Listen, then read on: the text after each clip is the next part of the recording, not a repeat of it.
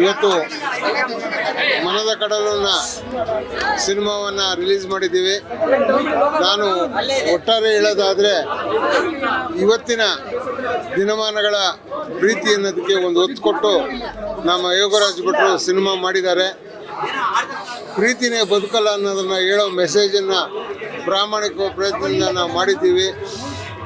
ಇನ್ನು ಮುಂದೆ ತಾವು ಏನು ಮಾಧ್ಯಮ ಮಿತ್ರರಿದ್ದೀರಿ, ಪ್ರೇಕ್ಷಕರು ಇದ್ದೀರಿ, ಈ ಸಿನಿಮಾ ಗೆಲುವು ಸೋಲು ನಿಮ್ಮ ಕೈಲಿದೆ ಅಂತ ಹೇಳ್ತಾ ನಾನು ಹೇಳ್ಬಾರ್ದು. ಮಾತಾಡ್ಕೊಂಡಿದ್ದೀರಿ ತುಂಬ ಚೆನ್ನಾಗಿದೆ ಸರ್. ಏನು ಇಷ್ಟ ಆಯ್ತು? Love story. ನಾನು ಇತ್ತೀಚಿನ ದಿನಗಳಲ್ಲಿ ಲವ್ ಸ್ಟೋರಿಗಳು ಸ್ವಲ್ಪ ಕಡಿಮೆ.